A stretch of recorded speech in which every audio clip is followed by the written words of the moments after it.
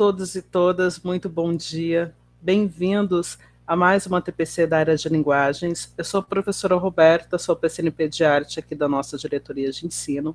É um grande prazer tê-los conosco na TPC de hoje. Aqui comigo temos o professor Luiz Cláudio, né, nosso PCNP de língua portuguesa, mas no chat nós temos os nossos colegas PCNP Sérgio, Maria Silvia e a PCNP Gisele. Então, assim, muito obrigada por estarem todos aqui conosco e contamos com a participação de vocês também, com as contribuições no chat. Bom dia, Luiz. Bom dia, Roberta. Bom dia a todos os professores aí. Espero que essa TPC seja bastante produtiva, né, e que possamos contribuir um pouco mais aí com todo o trabalho que vocês já vêm desempenhando aí nas unidades escolares. Começo aqui, então, hoje, fazendo a nossa contextualização da formação. Vocês já receberam aí a pauta também, né?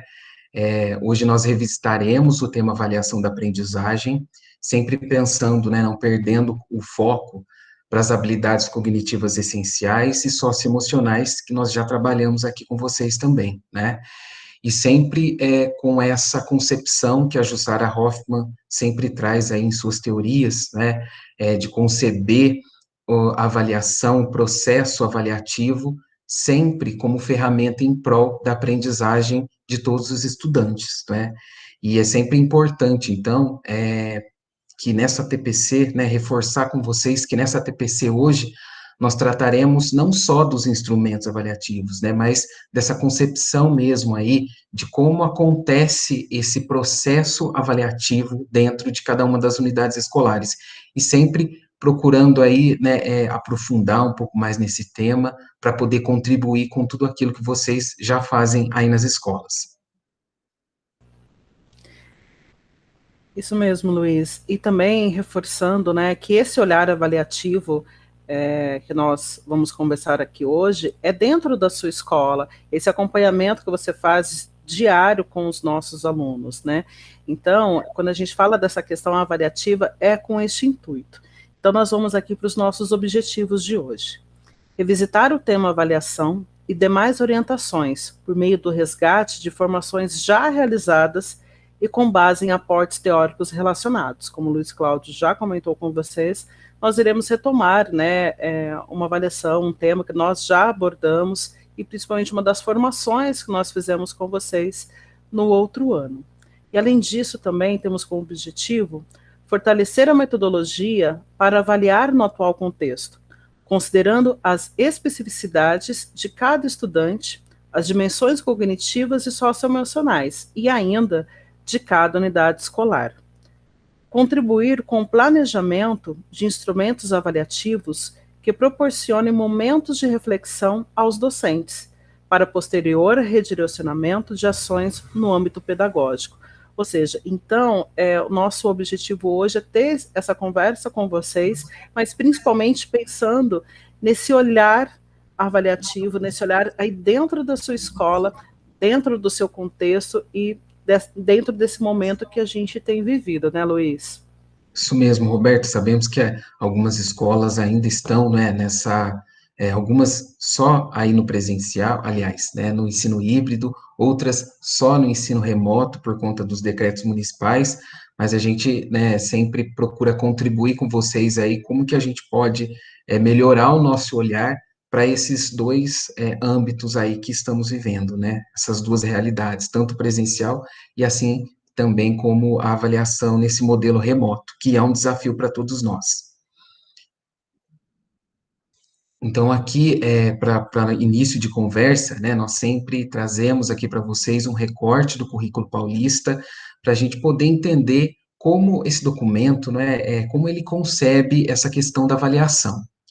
Então, olha só, lá na página 42 do currículo paulista, ele diz que a avaliação produz informações valiosas no que diz respeito à aprendizagem dos estudantes, às necessidades de recuperação e de reforço das aprendizagens, a própria prática em sala de aula, permitindo adequações e mudanças metodológicas, Desta forma, avaliar demanda um olhar atento do professor em relação aos avanços, assim como pensar em instrumentos pelos quais possa, de fato, diagnosticar as aprendizagens dos estudantes e seus níveis de proficiência a respeito do que lhes foi ensinado e planejar ações necessárias para que todos possam aprender, né?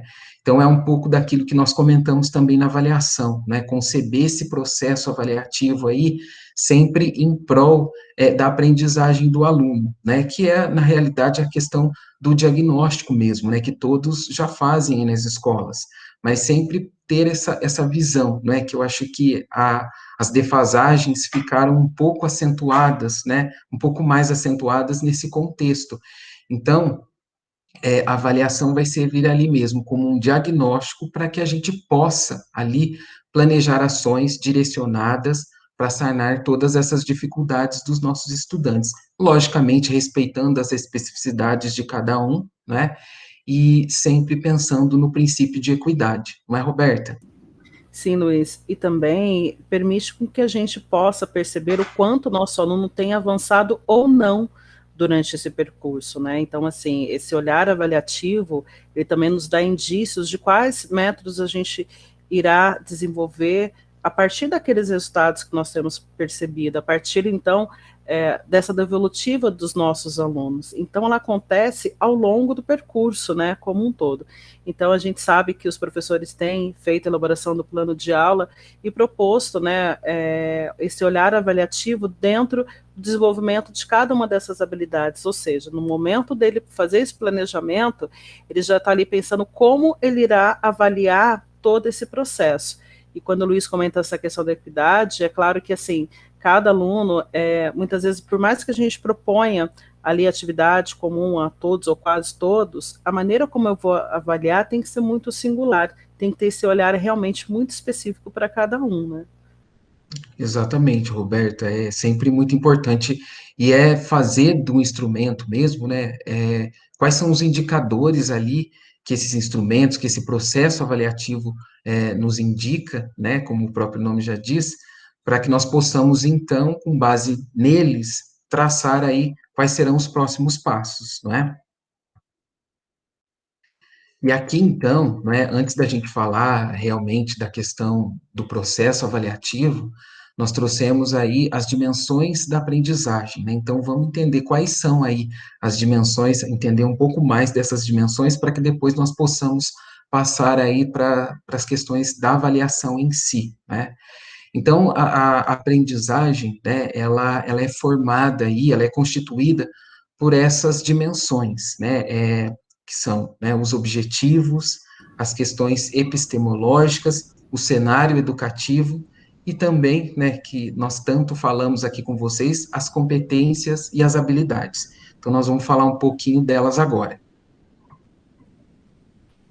Bem, nós temos ali então, e a ideia é até que a gente consiga entender, né, Luiz, como essas dimensões elas se articulam entre si e como cada é muito particular e como cada momento, cada cenário acaba influenciando na forma como eu vou ensinar, na forma como o aluno irá aprender.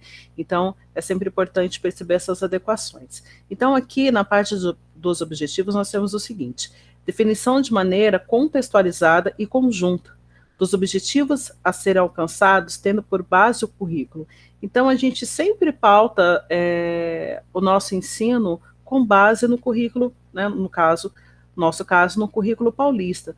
Mas ali ele nos traz, né, um norte das habilidades essenciais a serem desenvolvidas ao longo da etapa da educação básica.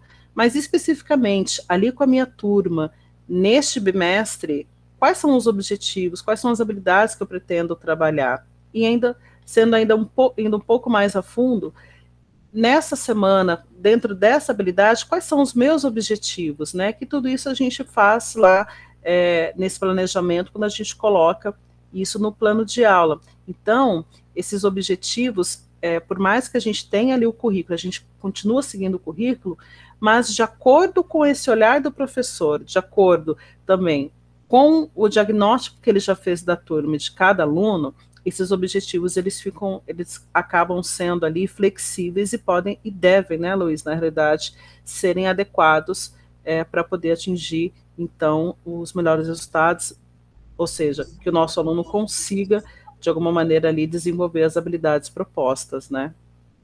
Exatamente, Roberta. Passando para a próxima dimensão aqui agora, né, nós falamos das questões epistemológicas, que elas estão ligadas aí, né, à reflexão geral em torno da natureza, etapas e limites do conhecimento humano. Então, são as maneiras possíveis de ensinar e de aprender, né?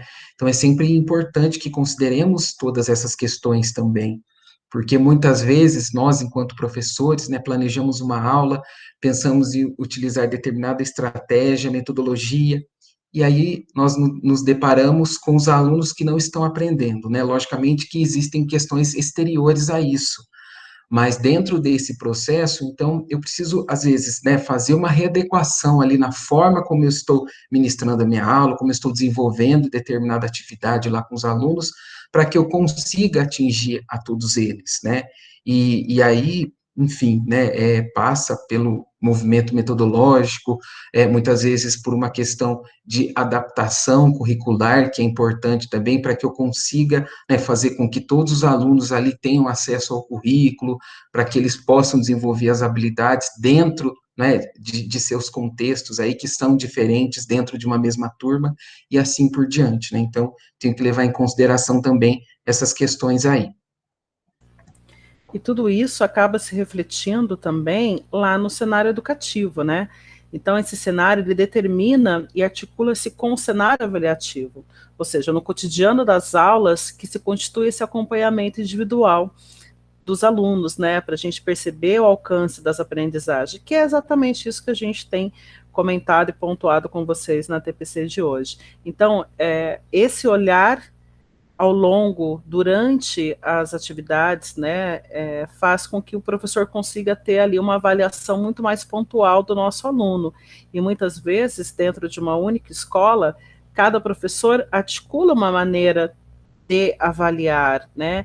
E esse cenário educativo até um pouco além, né, Luiz? O quanto as questões externas também influenciam nesse cenário educativo, né? Por exemplo, a gente sabe que está vivenciando aí uma mudança na forma, dentro do meio que a gente utiliza para fazer a nossa educação caminhar. Então, é sempre importante considerar esse cenário e perceber, principalmente, esse olhar aí, esse acompanhamento individual ao longo desse processo.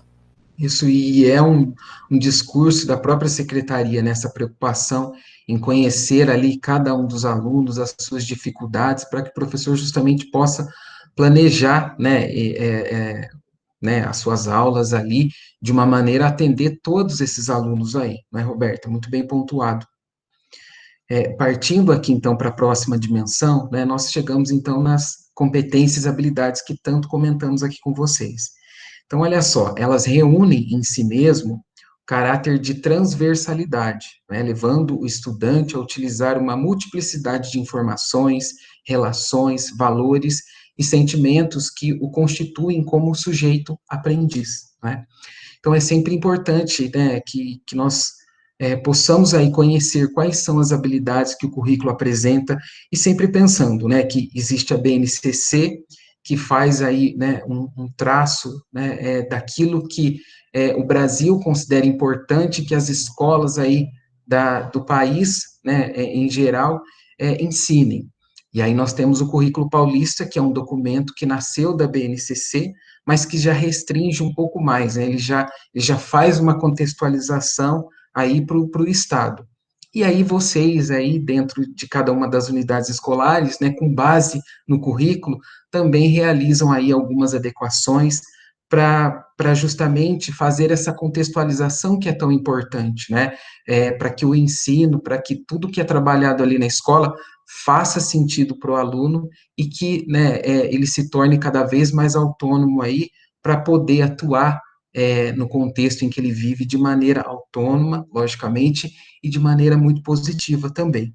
Então, é importante, né, que possamos conhecer quais são essas habilidades, porque, na realidade, né, as habilidades, elas indicam ali os processos cognitivos, né, então eu preciso conhecer os verbos que iniciam as habilidades, para justamente saber se eu vou precisar fazer ali uma adaptação, porque muitas vezes nós temos dentro, né, de um mesmo ano em série, habilidades que são mais e menos complexas, né? E aí aquela discussão, né, aquela velha orientação aqui, né, que eu sempre, muitas vezes eu preciso partir daquilo que ele já sabe, fazer uma retomada, logicamente, para que ele tenha condições de avançar. Então, é sempre importante, né, conhecer essas habilidades, essas competências, e que não só estão no campo cognitivo também, mas também no campo socioemocional, e que influencia diretamente aí no desenvolvimento da aprendizagem dos estudantes, como nós, inclusive, já estudamos aqui em outras ATPCs.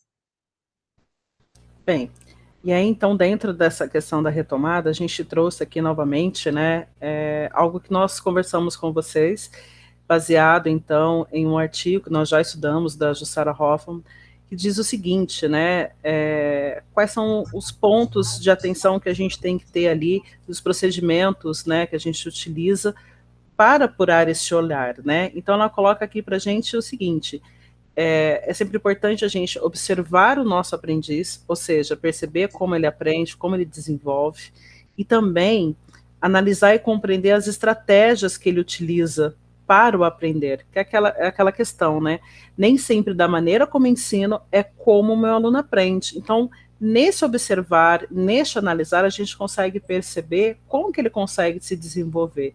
E a partir daí, então, promover novas decisões pedagógicas, né, que favorecerão a continuidade dessa aprendizagem do meu aluno. É aquele momento, né, Luiz, que o professor percebe, então, percebe que o aluno, de repente, consegue desenvolver de uma forma, então ele acaba depois possibilitando mais atividades para que esse aluno também se motive a participar. Então, percebam que está muito voltado para o observar, o analisar e, a partir daí, ter uma tomada de decisões para a continuidade dessa aprendizagem, né? E ela também nos trouxe que existe ali os tempos, né, para a gente realizar essa avaliação formativa ou mediadora. Então, é o tempo ali da admiração, da reflexão e da reconstrução, que é praticamente isso que eu acabei de comentar com vocês, né? Então, esse observar o nosso aluno, escutar ele, conversar, a partir daí, é aquele momento como se a gente estivesse conseguindo conversar com ele, para ele poder nos dizer um pouco do que ele entendeu, de como tem sido esse processo, também relacionado não só ao lado cognitivo, mas também emocional, porque isso de alguma maneira também irá influenciar na forma como ele aprende. E aí também depois desse tempo ali da admiração, o tempo da reflexão, né? Que é isso que eu acabei de dizer, né? Como que ele aprende e como que a gente ensina. Esse tempo de reflexão, ele é extremamente importante, porque a partir dele a gente irá redirecionar redimensionar a nossa prática, né, avaliativa. Então, assim, não só avaliativa, mas também o que eu irei propor como uma recuperação, como uma próxima atividade, qual será o próximo passo que irei dar com este aluno. Por isso que ela coloca aqui como o tempo da reconstrução, ou seja, fazer essa análise, fazer essa reflexão e ali perceber o que eu posso potencializar dentro da minha prática e o que eu posso fazer, na realidade, para que esse aluno continue avançando ou comece a avançar ali na aprendizagem, né, Luiz? Isso aí, Roberto, e na verdade isso é um ciclo, né? Eu vou fazer esses 3 tempos aí, né, nesse formato de ciclo, e isso vai acontecendo aí ao longo dos bimestres, ao longo do ano letivo, né? Essa é a dinâmica na realidade. É aquilo que a É, gente fala sempre, né, da ação, reflexão e ação. E é justamente isso, a gente observa, é, reorganiza, pensa como irá fazer ali o próximo passo, vai para ação, e esse é realmente como você falou, é um ciclo contínuo, né? com certeza, Roberto. Bom, então, prosseguindo aqui, nós trouxemos também, né, nessa retomada, algumas contribuições aí do Piaget e do Vygotsky nessa questão de avaliação. Então, o Piaget, ele sempre, ele diz, né, aí, dentro dessa concepção de avaliação, da importância de proposição de atividades desafiadoras e adequadas às possibilidades de desenvolvimento do aluno, né? Então, eu preciso, né, pensar, nós precisamos, aliás, pensar nessas questões quando eu proponho ali uma atividade para o meu aluno, né? Por exemplo, agora nesse contexto remoto, que muitos professores aí fazem o plano de aula, né, e também as atividades que são encaminhadas para que o aluno possa fazer em casa, então, sempre pensar numa atividade que seja desafiadora para o aluno, mas que ele também possa ter condições aí de fazer, de realizar essa atividade para que ele não se sinta desestimulado, né? Então, ele diz aqui, né, que essa avaliação precisa causar aí um desequilíbrio no aluno, né? Vai gerar um conflito, desse conflito aí ele vai refletir para que ele possa, então, encontrar uma resolução para essa situação problema, para essa atividade que lhe foi proposta aí.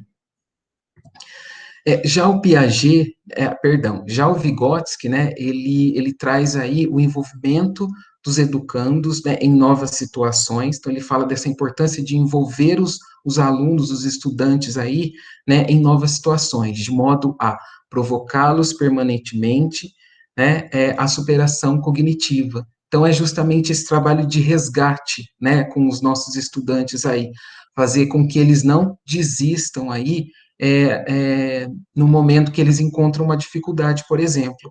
Então, ele faz aí, né, uma relação com aquela zona do desenvolvimento proximal.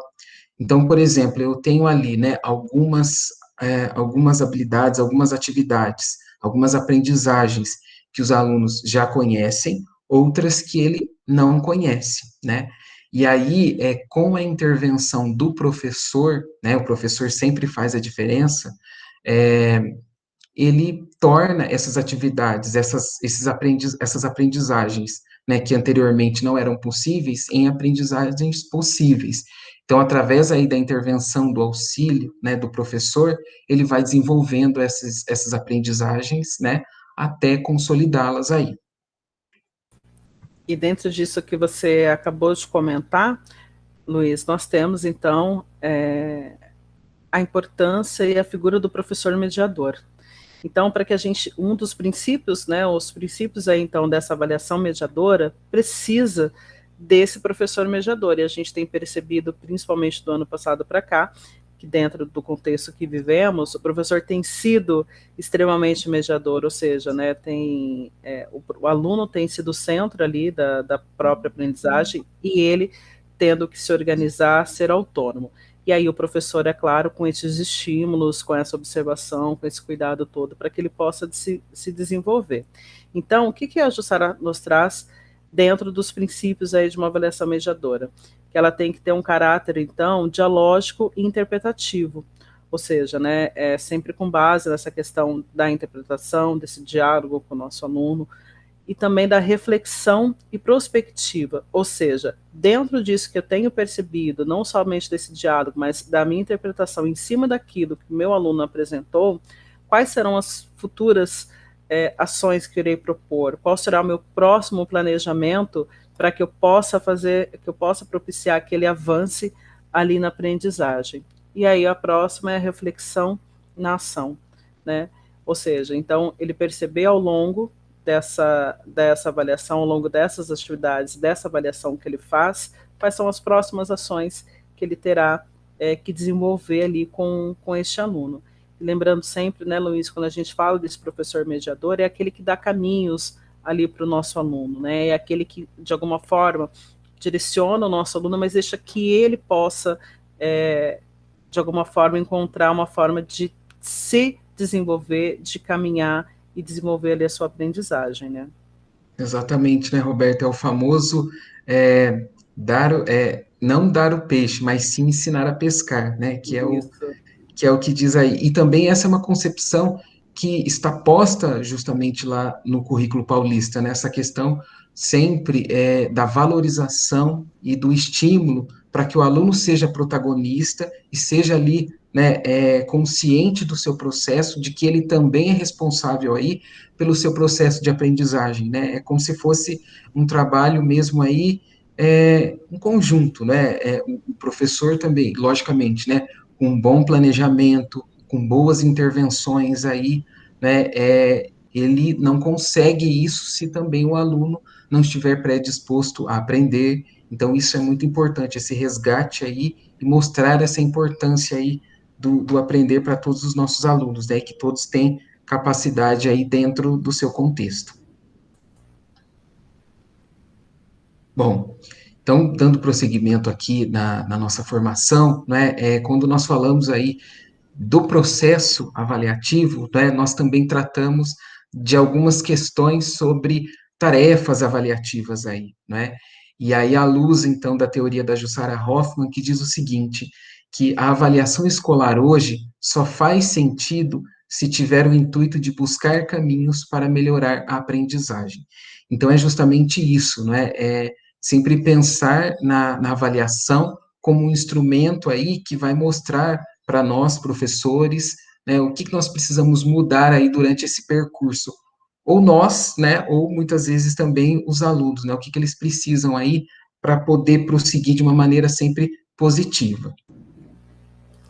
E aí, Luiz, dentro desses cuidados, né, que ela propõe aqui para essa, na elaboração dessas tarefas avaliativas, né, a gente tem ali alguns, nós trouxemos aqui alguns pontos. Então, assim, as questões precisam ser claras e isentas de ambiguidade, ou seja, né, tem que ser, trazer uma clareza ali no enunciado, uma clareza no momento da explicação, para que o nosso aluno saiba exatamente o que se pretende dele, o que se espera dele, né, e também, assim, que buscar de uma maneira, escrever os itens, né, de tal maneira, de uma forma que ele possa dar assim, uma continuidade naquilo que o professor quer. Ou seja, olha lá, busca escrever de tal maneira os itens de forma que nenhum deles forneça indícios ou confunda a resposta a outro.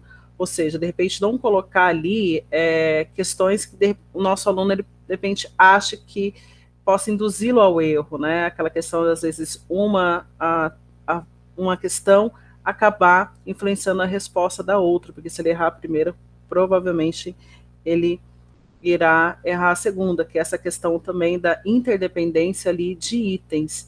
Então, quanto mais claro for essas questões, quanto mais fácil, fácil no sentido de que assim, que tenha que ter um desafio, mas que assim, que seja claro para que o aluno possa também desenvolver. E sempre pensar, né, Luiz, que quando a gente elabora essas atividades, é sempre com o intuito de avaliar aquilo que o aluno sabe, e não de demonstrar propriamente aquilo que ele não sabe. Né? Então é sempre com esse intuito. Isso mesmo, Roberta, e nisso que você comentou, né, essa importância, ainda mais nesse contexto, né, porque nós, enquanto professores, muitas vezes ali lidamos com várias turmas, né, e temos aí que planejar várias aulas, várias atividades.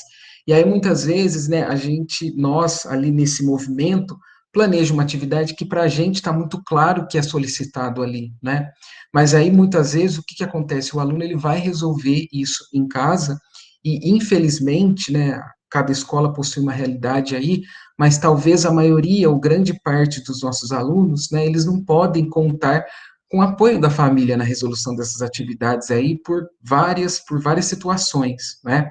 Então, isso precisa ser muito bem planejado e posto ali para o aluno de uma maneira muito clara, para que ele justamente tenha autonomia na hora da resolução, né? Isso é muito importante ali. Agora, quando a gente fala, né, nessas atividades aí que são dissertativas ali, de escrita, né, ela também coloca algumas recomendações, né? Então, como a Roberta comentou com vocês, olha só, né, aí no segundo item, tenha clareza dos objetivos que pretende investigar ao fazer cada questão, garantindo assim a validade de sua observação sobre as respostas dos alunos. O material, né, acredito que o material da secretaria, tanto o livro didático, eles já são formulados sempre pensando nessas questões, né, mas que muitas vezes vale a pena conhecer com antecedência também esse material para que a gente possa fazer as readequações aí necessárias, né.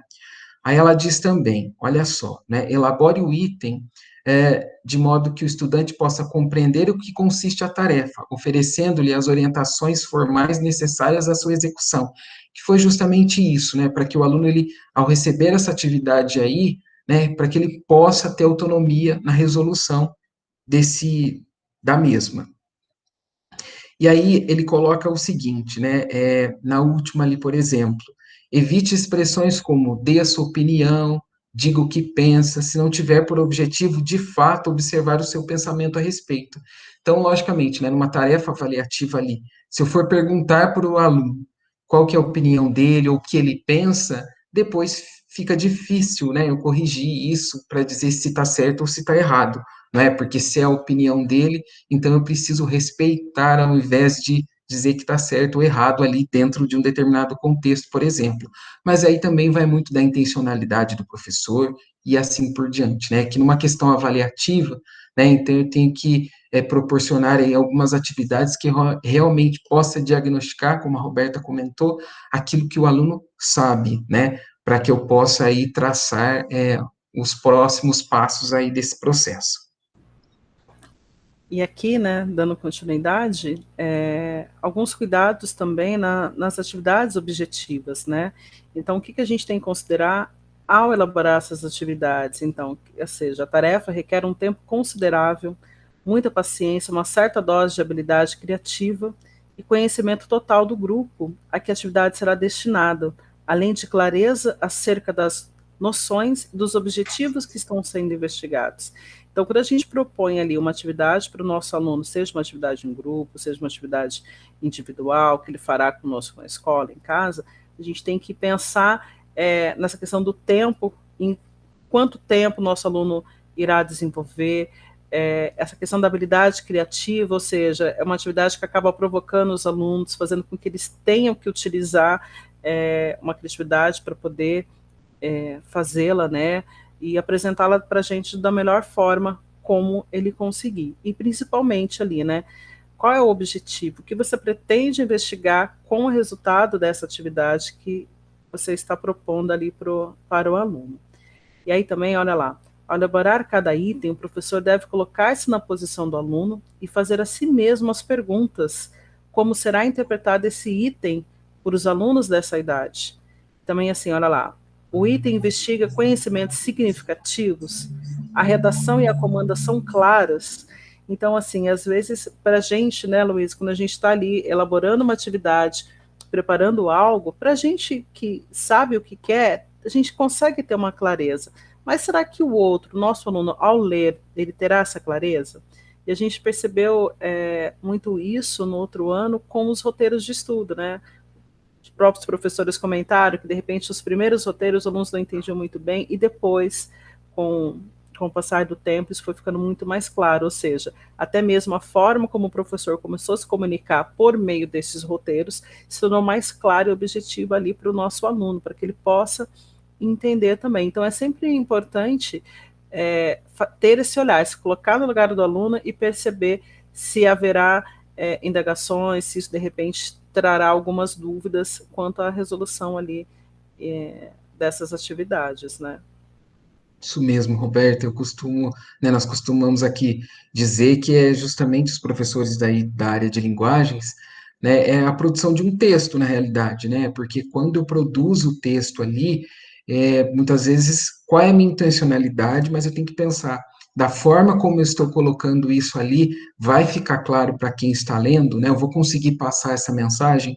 Então, são esses mesmos princípios aí na elaboração dessas atividades aí, né? Que a autora comenta. Então, passando aqui para o próximo, né, a Roberta falou para vocês das atividades objetivas, agora ela traz aqui também algumas recomendações para atividades de escolha múltipla, né, que são aquelas atividades de múltipla escolha, né, de verdadeiro ou falso.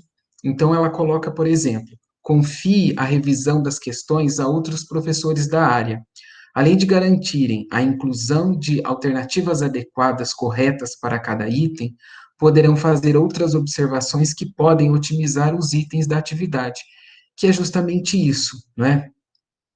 Muitas vezes, no calor das emoções ali, eu estou fazendo as atividades para o professor que está elaborando aquilo, né, as atividades estão muito claras. Então, ela sugere, né, que outro professor, que haja essa troca aí entre os professores, para que, né, faça essa revisão para ver se aquilo fica claro para o aluno, se talvez, né, eu tenho que readequar alguma questão e assim por diante.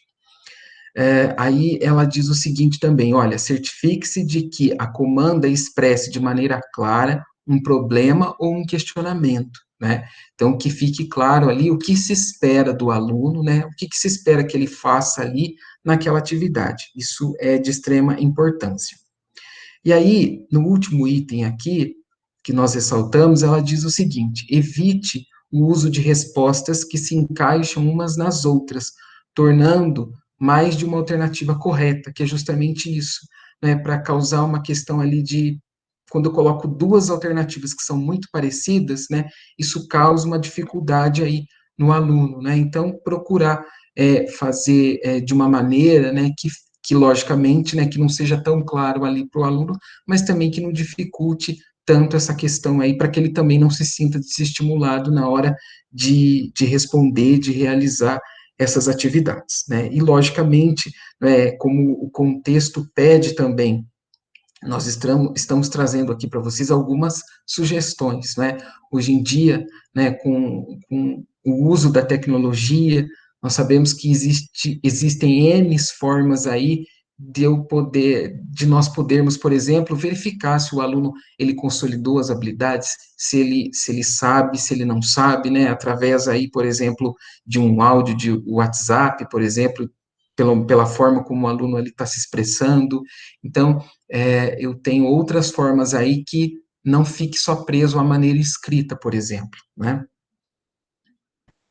Exatamente, Luiz, mas até mesmo para que o aluno possa fazer esse áudio, para que ele possa criar o vídeo, para que ele possa expressar de outras formas, a comanda tem que ser clara, tem que ser ali bem objetivo, para que ele possa saber ali o que se espera, né, o que ele irá fazer. Isso, e Bem, que ele tenha autonomia também, né, Roberta? sim, sim, isso é extremamente importante, que ele tenha autonomia para conseguir nos demonstrar isso da maneira como ele sentir vontade, e na realidade a vontade, e é claro, assim, dentro daquela mediação que o professor realizou ali durante a explicação ali da atividade. Agora a gente tem uma imagem aqui, gostaria muito que vocês, se puderem, fazer a relação, qual a relação que você faz dessa imagem que a gente colocou aqui com a avaliação. Comenta conosco aí no chat, contribuam conosco, tá bom? E aí, né, Luiz, quando a gente olha para essa imagem, a gente vê ali, né, a pontinha do iceberg e o iceberg como um todo. O que isso nos traz, nos diz também sobre a avaliação, que é o que a gente vai comentar um pouco aqui com vocês nesse momento, né? Isso mesmo, Roberto, enquanto os professores aí estão socializando aí as impressões, as suas, né, contribuições conosco, nós vamos prosseguindo aqui, né? Então, né, quando nós olhamos essa imagem aí do iceberg, nós podemos perceber aí que, por exemplo, os registros, as avaliações, né, os instrumentos avaliativos, as respostas que os alunos nos fornecem nesses instrumentos, que elas nos demonstram apenas uma pequena parte ali daquilo que o aluno sabe, de como aconteceu esse processo avaliativo ali dentro da escola, né? E olha só, né? E aí, olhando aí para essa imagem aí, né, que para esse pedaço do iceberg que não fica visível aí, porque ele está dentro d'água, né? Então, essa parte, essa maior parte aí, né, ela nos fornece aí, né? Então, ou seja, os processos de avaliação, quais são as concepções de educação, os valores sociais e éticos.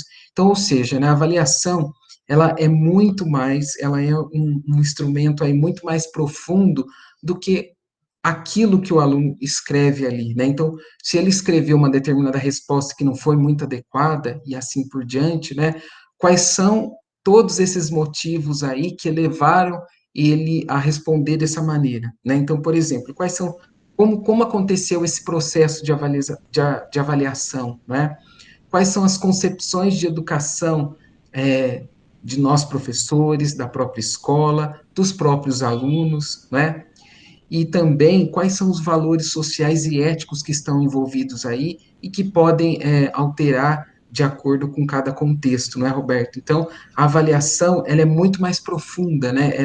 Ela nos dá muito mais subsídios aí do que apenas aqueles indicadores que conseguimos observar ali nas respostas dos estudantes.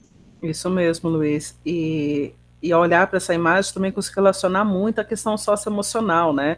Então, muitas vezes, o próprio registro do aluno, dependendo da forma como a gente avalia, e a gente faz esse olhar investigativo, tendo ali com maior aprofundamento, a gente consegue perceber que muitas vezes os outros problemas acabaram influenciando.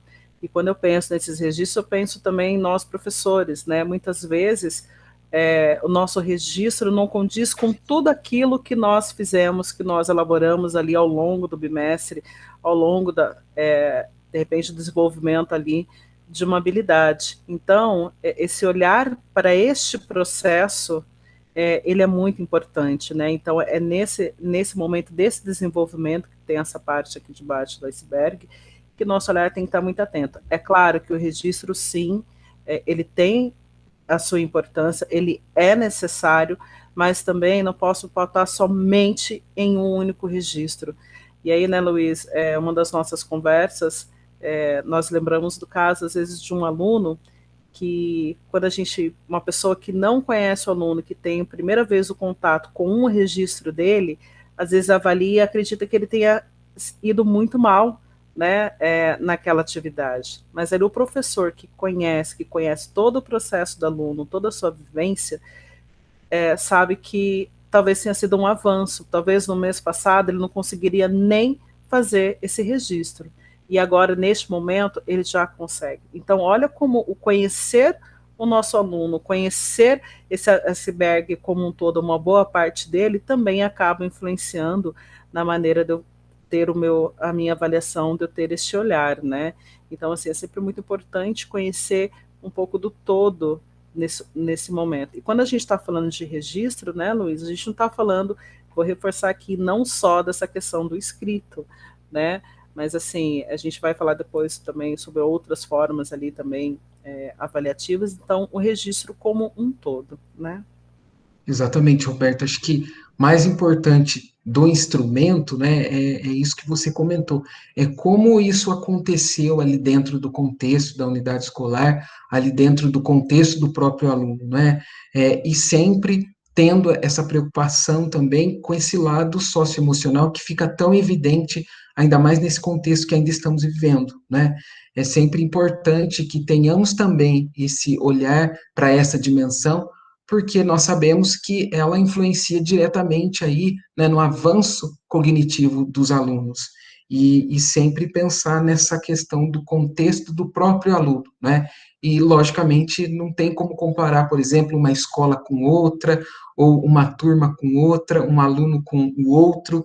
Eles são seres ali, né, singulares, cada um com as suas histórias de vida, cada um dentro do seu contexto, né, logicamente que nós, enquanto professores, temos que potencializar tudo isso da melhor forma possível para que todos avancem.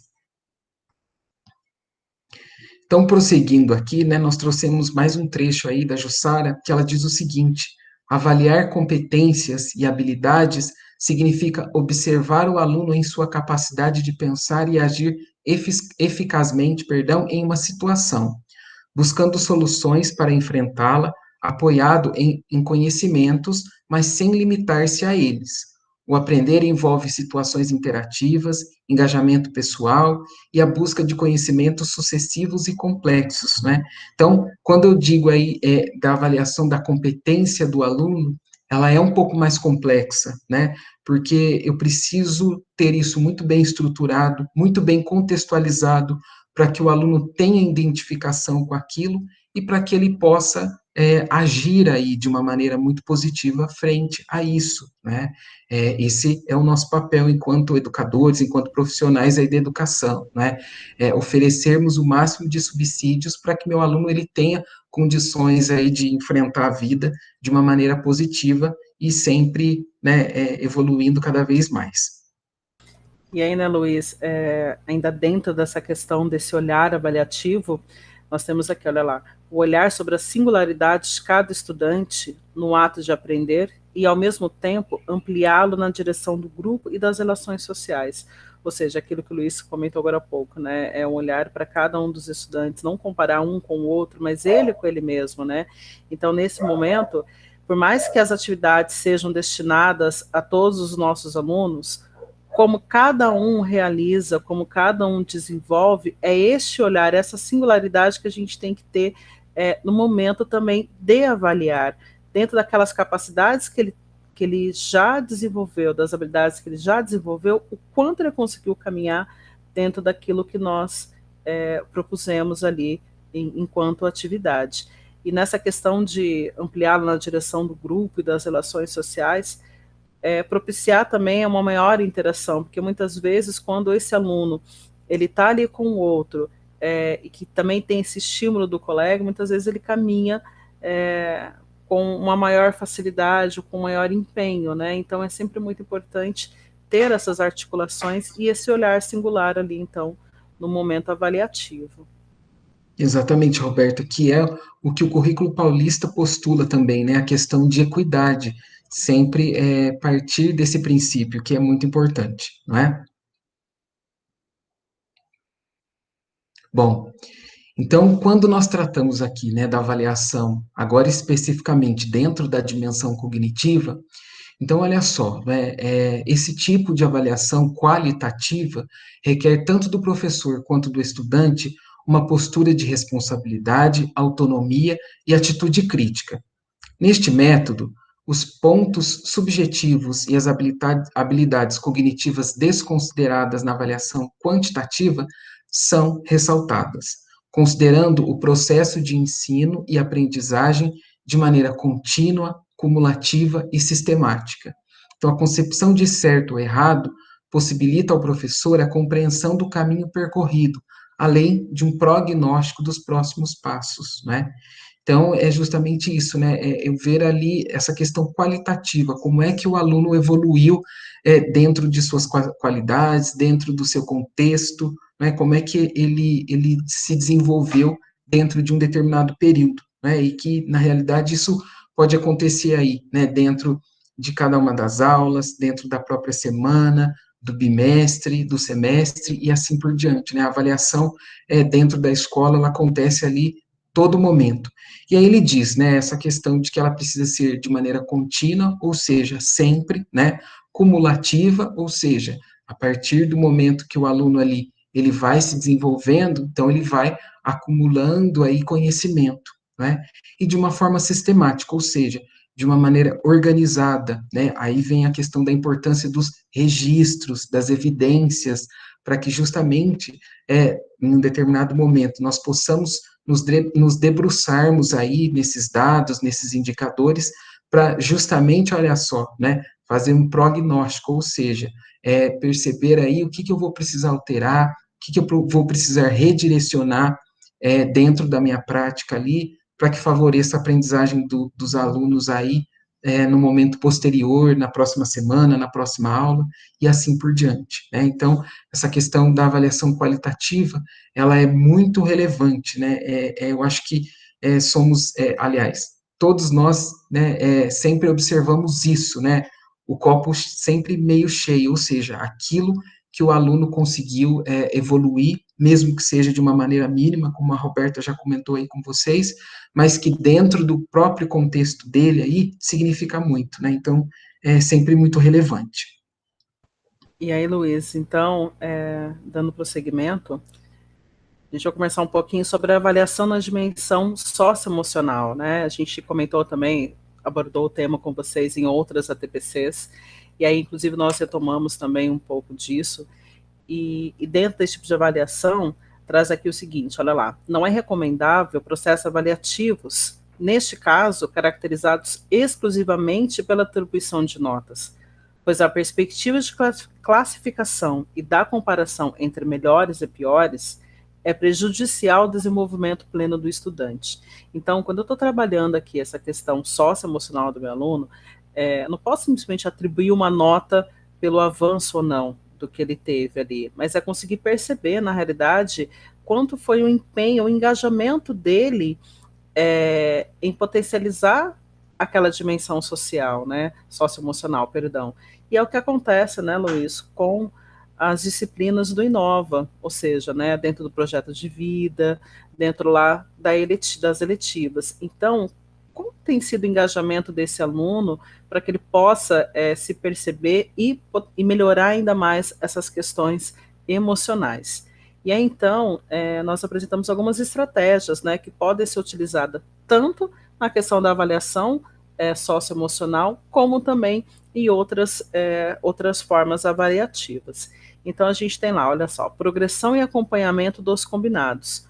Ou seja, então, perceber como tem sido esse desenvolvimento, né, essa progressão ali do nosso aluno dentro daquilo que nós propusemos a ele, e acompanhar aquilo que a gente combinou também, né?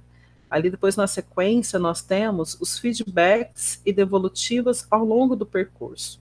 Ou seja, se eu percebo que está faltando esse engajamento, se eu percebo que o aluno está tendo muita dificuldade em dar prosseguimento, em realmente avançar naquela habilidade, é óbvio que não precisa esperar chegar até o final, de repente, de um certo período, por exemplo, de 4 aulas, ou então até mesmo do bimestre, para fazer essa devolutiva para ele, né? A gente ali, sempre que possível, ter esse diálogo ali, fazer essa devolutiva para que ele possa também perceber ali o que ele pode melhorar aí ainda ao longo desse percurso. E ali, né, traz também deixar claro aos estudantes o percurso sugerido, né? Então, assim, é aquilo que a gente sempre comenta, que a gente sugere, né, que no início, sempre no início do desenvolvimento de uma nova habilidade, a gente também dizer ao aluno, né, olha, a gente pretende ao longo, então, de X período, que vocês consigam, sejam capazes de fazer isso, fazer aquela outra coisa, ou seja, desenvolver essa habilidade. Porque isso também pode facilitar o entendimento do nosso aluno, de sabendo o que se espera dele, o que ele precisa e pretende desenvolver, talvez ao longo desse processo ele consiga caminhar de uma maneira um pouco mais tranquila. E sempre ali, durante esse percurso, durante esse olhar de vocês avaliativo, o reforço positivo, né? Dependendo ali do nosso aluno, esse esforço, como a gente comentou, às vezes ele teve um avanço mínimo, mas ele se esforçou, ele se engajou, você percebeu que houve uma mudança de postura, isso tem que ser reforçado, tem que ter esse comentário com ele para que ele possa perceber que está caminhando, né? É claro que a gente sabe que nem todos caminham da mesma forma, nem todos desenvolvem da mesma maneira, mas esse reforço positivo ele cabe não só nessa questão socioemocional, mas em todas as outras, né, dentro da nossa escola. E Roberta, aí, e só complementando o que você muito bem pontuou, né, achei interessante essa questão do reforço positivo mesmo, né, e repito aqui uma fala que eu já disse aí em outras formações, mas eu acredito realmente nisso, né, que a aprendizagem ela é facilitada e ela ocorre de uma maneira mais tranquila aí, né, quando existe um laço afetivo, quando o aluno se sente respeitado, quando ele percebe que o professor se preocupa com ele, né? Então, essa fala, né, esse reforço positivo, mesmo que o aluno tenha evoluído de uma maneira mínima, aí, como você comentou, eu acho que aos ouvidos do aluno cai de uma maneira muito significativa, né? É uma marca que eu acho que o professor aí deixa, né, para a vida aí do aluno e que com certeza pode fazer com que esse aluno, né, que o professor ganhe mesmo esse aluno, né? Às vezes o que ele precisa é justamente dessa motivação, né? Às vezes o que o aluno tem de melhor ali e aquilo que pode, né, de uma maneira assim mais ampla ajudar ele a se desenvolver é aquilo que ele encontra na escola. Então nós não podemos perder também essa oportunidade. eu lembrei de uma das participações no chat da nossa outra TPC, que a professora comentou que muitas vezes a gente não tem noção do impacto das nossas palavras na vida do aluno, né, e quanto isso faz a diferença dele, tanto positiva quanto negativa. É lógico que a gente sempre trabalha para que seja um impacto positivo, né? E que às vezes a gente nem percebe, e quando ele nos dá a devolutiva, a gente vê o alcance das nossas palavras, das nossas atitudes, né? Exatamente, Roberto. Agora eu lembrei aqui, né, do Romanceiro da Inconfidência, da Cecília Meirelles, onde ela traz lá um poema, né, os professores aí de língua portuguesa conhecem, chamado Das Palavras Aéreas, que ela justamente trabalha essa questão, né, do poder que a palavra tem. tem, né? Aliás, a palavra pode, ao mesmo tempo que construir, pode destruir, né? Então, é de muita responsabilidade, com certeza, todas essas questões. Sem dúvida, sem dúvida. E ainda dentro dessa, pode passar, por gentileza.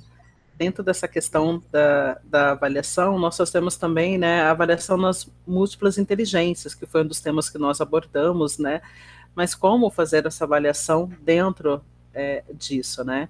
Então, olha lá. Então, uma avaliação que permite focalizar as competências que o estudante tem mais desenvolvidas e refletir a respeito, procurando potencializar aquelas em que ele apresenta dificuldades.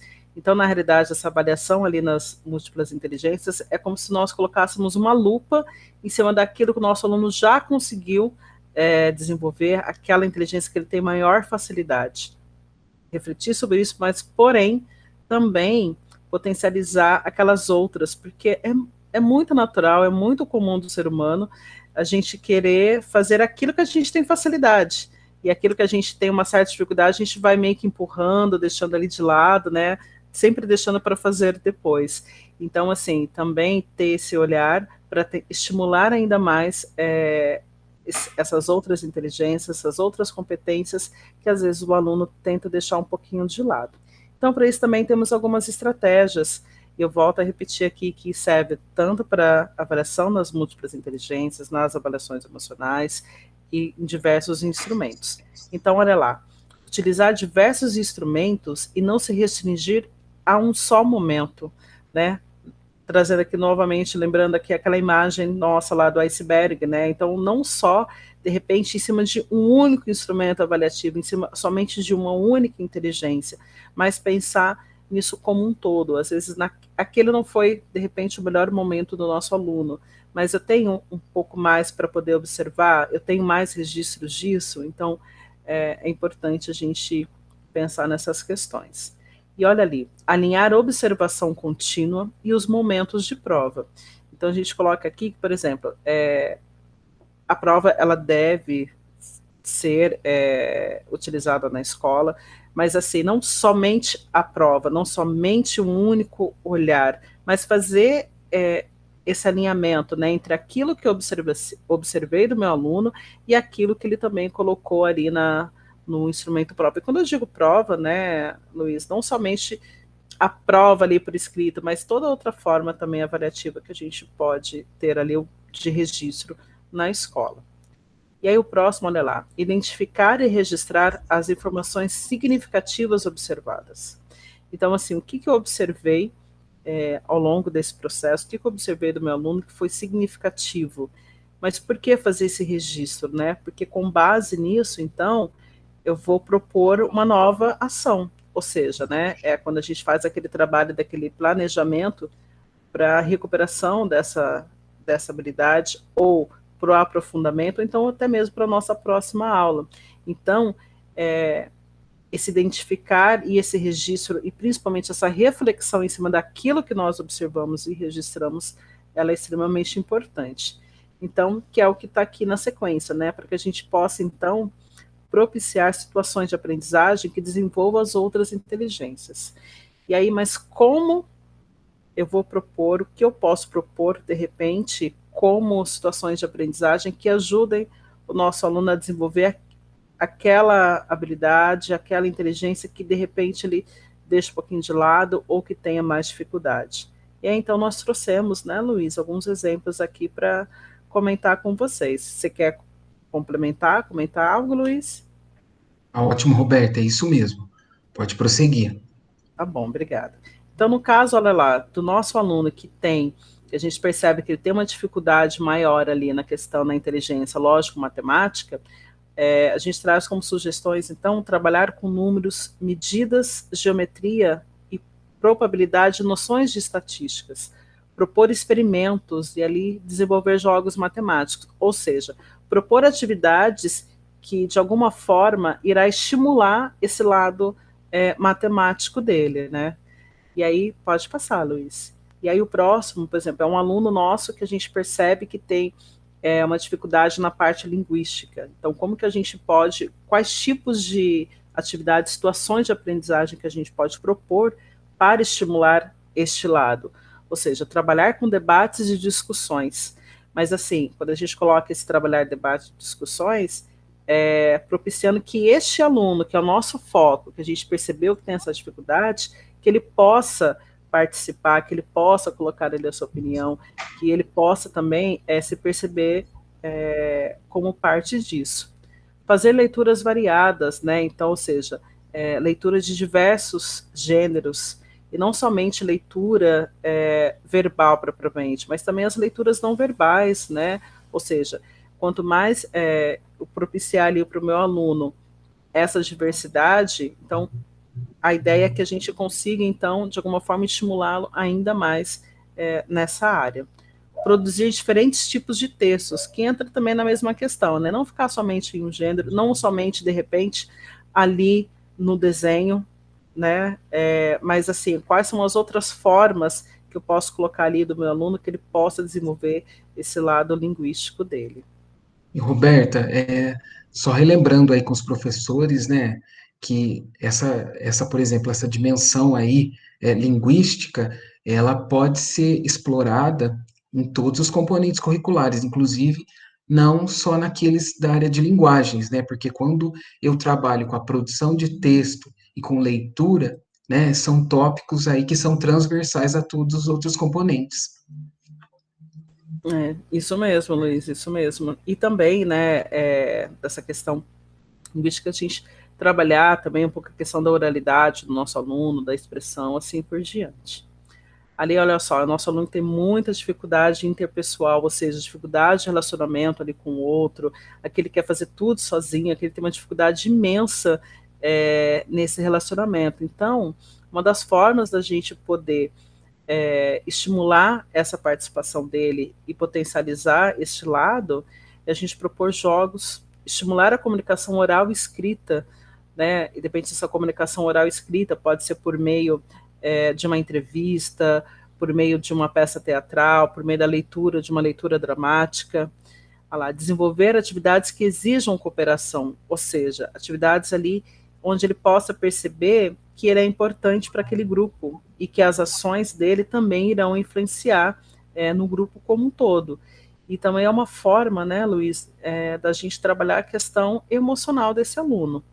Agora, quando já é um aluno que a gente percebe que tem uma dificuldade imensa da expressão corporal, que tem uma dificuldade em colocar isso de uma maneira mais ativa, a gente poder selecionar ali, propor atividades em onde ele possa manipular alguns objetos, ele possa fazer a manipulação ali de materiais, utilizar dramatizações, realizar brincadeiras, ou seja, atividades que coloque ali o nosso aluno, que ele possa movimentar o corpo, ou seja, utilizar o corpo para se fazer, e não somente ali, neste caso, não propriamente uma atividade por escrito, mas tudo aquilo que ele precise realmente se movimentar para que ele possa perceber ali o seu próprio corpo e se expressar por meio dele, né? E que, como você comentou, Luiz, que eu acho realmente assim bem pontual. Todas essas sugestões, elas cabem em todas as disciplinas, e aí, assim, é claro que os professores já fazem um trabalho com isso, mas talvez agora sempre pensar naquela questão da intencionalidade, ou seja, percebi que o meu aluno tem dificuldade nisso, então vou trabalhar e desenvolver um pouco mais com tal tipo de atividade, né? Exatamente, Roberto. E os materiais, eles proporcionam essa possibilidade aí, né, de adequação e de contextualização ali com cada contexto aí de cada uma das escolas, né? Então, partindo aqui para agora, quando a gente pensa em avaliação, no processo de atuação competente, né? Então, quando nós falamos em avaliar as competências dos alunos, então eu gostaria de fazer só um parêntese aqui, e pensando, né, que, por exemplo, quando eu trato de competência, eu estou falando de um saber macro, por exemplo, a competência leitora, né? E aí as habilidades são o percurso que os meus alunos aí precisarão enfrentar, passar por eles, né, para que eles cheguem até essa competência, né? Então, quando o meu aluno ele tem uma proficiência leitora muito boa, por exemplo, quer dizer que ele tem algumas ali outras habilidades, né, que levaram a ele ser competente nessa questão. Bom, então, quando nós tratamos aqui de avaliação das competências, né, esse esquema ele foi proposto aí pelo Zabala. Então, ele diz que sempre nós precisamos partir de uma situação-problema. E essa situação-problema precisa ter significado para o aluno. Então, ou seja, precisa estar contextualizada, né, dentro do dia a dia dele, né, dentro das situações reais que ele vive. Então, ele diz, né, a situação-problema aí é a situação da realidade que obriga a intervir e questiona ou propõe problemas para resolver, né? Então, é muito importante que pontuemos também que quando nós trabalhamos ali na escola, né, todo o nosso trabalho, ele é em função de oferecer subsídios para que o aluno possa viver aí na sociedade de uma maneira ativa, positiva, né, intervindo de uma maneira produtiva e exitosa ali dentro do seu contexto. Então, o primeiro aspecto que ele menciona aqui é a avaliação da capacidade de compreensão e análise. Então, quando eu proponho aí para o aluno uma situação, problema, eu estou avaliando essa dimensão também, essa capacidade de compreensão e análise desse problema que foi posto ali para que ele possa resolver. Aí ele também traz a questão da seleção do esquema de atuação. Então, ou seja, né, eu propus aquela situação, problema para o estudante, né, ele fez a leitura, ele compreendeu, aí ele vai pensar em qual vai ser o caminho que ele vai tomar para poder resolver essa situação. Então, ou seja, qual é o esquema de atuação apropriado que ele vai se utilizar para poder resolver essa situação. E aí, por último, né, eu tenho essa atuação flexível e estratégica, ou seja, estou também avaliando o aluno, né, diante da resposta que ele deu perante essa situação problema. Então, vejam só, né, quando eu digo aí em avaliação por competência, eu avalio todas essas dimensões e é de uma maneira muito complexa, não é, por exemplo, a partir de um mesmo instrumento, né? Isso pode acontecer diante de um projeto, aí, né, de maneira interdisciplinar, onde o aluno ele vai precisar colocar em xeque ali tudo aquilo que ele sabe, né? E aí, através do desenvolvimento, através das ações ali, né, e das decisões que ele tomar, nós, enquanto professores, vamos tendo indícios aí de como é que ele está se saindo, o que, que eu vou precisar redirecionar, né, sempre pensando nessa questão mesmo do papel do professor enquanto mediador. Então, como é que eu posso aí auxiliar, mostrar caminhos, mas ao mesmo tempo deixar que meu aluno escolha, né, o ponto de partida, aliás, onde é que ele vai querer chegar e onde ele consegue chegar diante de tudo aquilo que ele aprendeu, de tudo aquilo que foi desenvolvido dentro de um processo. Quer complementar alguma coisa, Roberto? E é interessante observar esse esquema, Luiz, obrigado, observar esse esquema, porque a gente pode, na realidade, a gente aplica isso também nas questões socioemocionais, né? Então, quando a gente propõe ali uma situação problema, que na realidade é como a gente quer perceber como será a reação desse aluno mediante aquela situação, que é exatamente aquilo que, como você falou, né, que ele vivencia lá fora da escola, né? Então, por exemplo, se eu quero perceber como esse aluno dentro dessa situação, dentro dessa habilidade socioemocional, como que é a compreensão dele, então, assim, eu posso utilizar, propor ali alguma situação para perceber como que ele compreende, para perceber como que ele irá mobilizar esses conhecimentos que ele desenvolveu ao longo aí desses anos, e não só mobilizar, mas como ele vai colocar isso em prática, né? Que esse momento da atuação ali mediante a esse desafio. E é Como o vai que ser acontece. desculpa, como vai ser essa aplicação do aluno aí, né? Isso, exatamente, né, essa mobilização e como ele vai colocar isso, na realidade, na prática. E olhando para isso tudo, eu percebo que é muito contextualizado, porque como a gente vive, né, fora da escola, né, a gente sempre está frente a algumas situações em que a gente tem que parar, analisar a situação, refletir, pensar como que a gente irá dar continuidade, qual será a nossa atuação. Então, assim, eu achei muito interessante porque a gente coloca ali, quando eu quero dependendo da situação, eu vou conseguir perceber, avaliar como ele compreende, como ele atua e como isso se desenvolve ali no nosso aluno, né? Isso.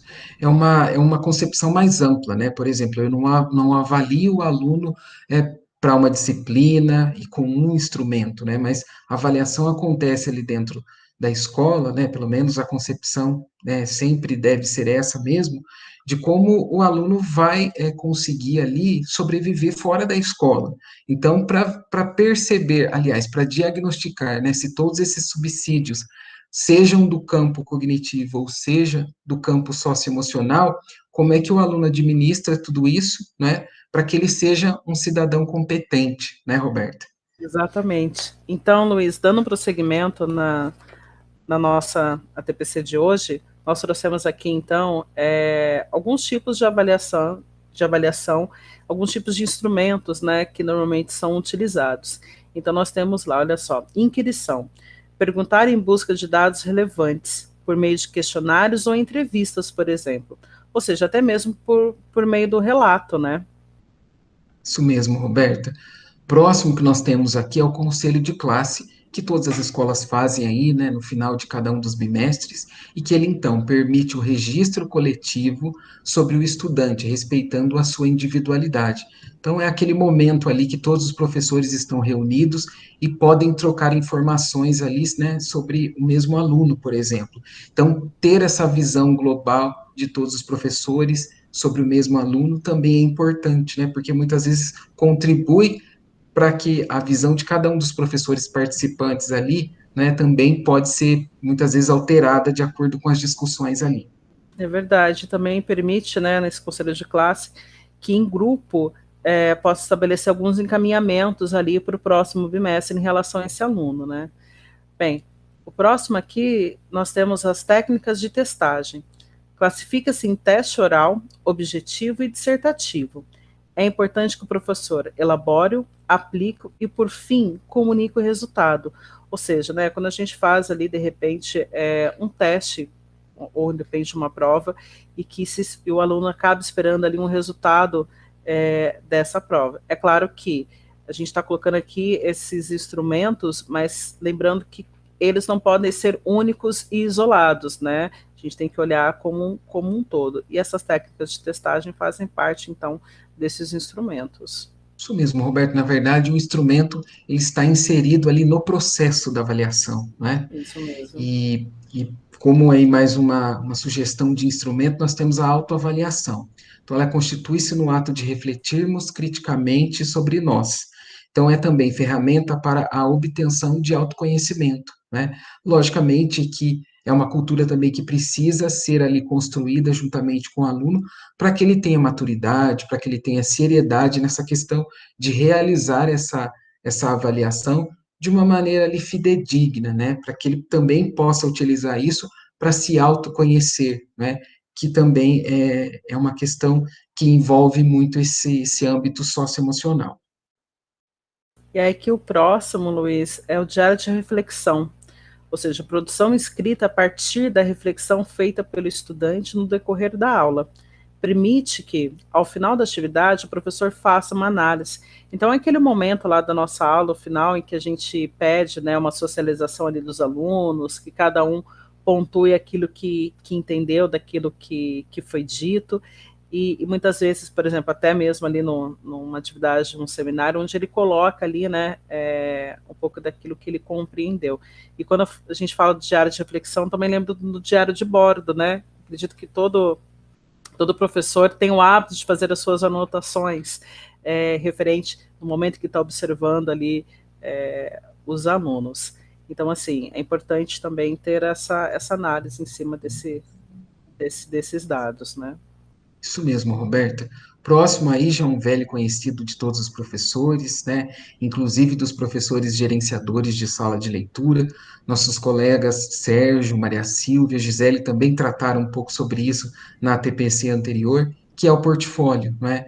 Então, ou seja, ele constitui-se de um conjunto de atividades produzidas ao longo de um período, capaz de mostrar o desenvolvimento e a finalidade da aprendizagem do estudante, e que é, na verdade, ali, né, uma memória formativa né, do próprio aluno, né? Ele consegue ali observar, por exemplo, fazer comparações entre as atividades, isso tanto o professor quanto o aluno, né, para que ele possa justamente perceber aí quais foram os avanços que ele teve aí ao longo do percurso, né, ao longo de um bimestre, por exemplo.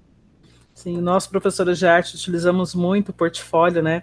E é interessante porque realmente justamente isso que o Luiz falou, é possível o aluno também perceber ali o seu desenvolvimento. E aqui temos então trabalho em grupo, né? Que é a colaboração entre os estudantes, capaz de promover a troca de conhecimento entre eles, ou seja, o quanto é importante esse trabalho, o quanto o conhecimento de um pode agregar com o outro, e a partir daí então de alguma forma todos caminharem, né? Então é sempre importante esse trabalho ali colaborativo com os nossos estudantes. E também, né, Luiz, quando a gente pensa nesses instrumentos e nesse trabalho em grupo, também entre nós professores, né? O quanto a gente trabalha em grupo, quanto que a gente consegue potencializar ali os nossos objetivos, né? Isso, nós reforçamos que são sugestões, né? Logicamente que os professores já trabalham aí, nas escolas, vocês, professores, né, trabalham de diferentes formas. Agora também, como nós mencionamos agora há pouco, nós temos as questões tecnológicas que nos apoiam muito nessas questões, inclusive em construir um portfólio digital, né, algumas ferramentas aí. Então, é sempre no sentido de potencializar aquilo que vocês já fazem aí na escola. Então, aqui também, como orientação, como sugestão para vocês, né, gostaria de ressaltar aqui um exemplo do material Aprender Sempre, do caderno de língua portuguesa, da primeira série do ensino médio, volume 2. Lá nas orientações do caderno do professor, eu tenho alguns direcionamentos também para que seja realizada algumas avaliações ali no decorrer do desenvolvimento dessas sequências, né? Então, aqui, por exemplo, o material sugere que o professor abra espaço aí para realizar uma avaliação oral com os alunos. Inclusive, na outra página, ele traz lá alguns questionamentos aí, dentro desse contexto, dessa sequência de atividades, para que o professor possa ir realizando também um diagnóstico aí no desenvolvimento dessas atividades. Então, mais uma vez, reforço aqui com vocês, nós reforçamos a importância, né, de conhecer esse material, de ler essas recomendações, porque com certeza vai facilitar bastante e direcionar também o trabalho de vocês aí nas escolas. Exatamente, Luiz. E aqui é um exemplo também do currículo em ação, né, volume 2 ali de língua portuguesa, em que pede aqui, é uma atividade pedindo que o aluno escreva um regulamento, né, de um concurso, e aí uma das atividades propostas é que, que esses alunos possam criar, então, um flyer, né, para divulgar esse concurso. Então, olha só, para o aluno poder criar um flyer, ele vai ter que conhecer do que se trata o concurso, sobre o que significa cosplay, ele vai ter que pensar também na diagramação, as informações que ficarão, que são importantes conter ali no flyer, também assim, a imagem, vai utilizar a imagem, como que será, ou seja, por meio ali dessa, é como se esse flyer fosse a culminância, né, de todo esse entendimento ali do nosso aluno em relação ao tema que foi abordado, e também pode ser utilizada como uma forma de avaliação, porque ali vai ter que colocar um pouco de tudo aquilo que ele conseguiu estudar e compreender ao longo da atividade. Aqui, dando continuidade, é um exemplo de língua portuguesa, mas a gente reforça que todo o material do currículo em ação, em todas as disciplinas, ele traz lá para cada situação de aprendizagem uma forma avaliativa, né, uma avaliação como o que o professor pode avaliar, inclusive em alguns ele coloca lá de arte, observar se o aluno desenvolveu tal coisa. Então, assim, por exemplo, desenvolveu tal item. Então, mostra até o que a gente pode observar no momento de fazer essa avaliação, né, Luiz? Isso mesmo, Roberto. Então, o próprio material já tem essa estrutura aí, né, facilitando aí o trabalho do professor também, que pode, né, já ir diagnosticando ao longo do desenvolvimento aí das atividades, como o aluno ele está se prosseguindo aí, para que ele possa planejar aí as próximas aulas, por exemplo. Bem, e aí nós, então, chegamos aqui ao final de mais uma TPC. Lembrando que os materiais utilizados hoje estão disponíveis no link, né, por meio da pauta, que já foi encaminhada a vocês. Nós colocamos aqui também no chat o link, mas a gente disponibiliza também para os professores que de repente estão acompanhando isso aí no computador, pode acessar também esses materiais por meio do QR Code e do link. Então, Luiz, mais uma vez aqui, agradeço muito poder realizar esse trabalho com você, agradeço também os nossos colegas que estiveram presentes aí no chat, né, sempre contribuindo, participando conosco. Mais uma vez, muito obrigado pela atenção, pela paciência e pelo companheirismo, viu? Imagina, Roberta, eu que te agradeço aí pela atenção, pela parceria de sempre, né? E aproveito aqui também para agradecer todos os professores, né? Deixar meu respeito aqui por todos vocês. Nós sabemos o quanto vocês estão trabalhando aí arduamente nas escolas, né?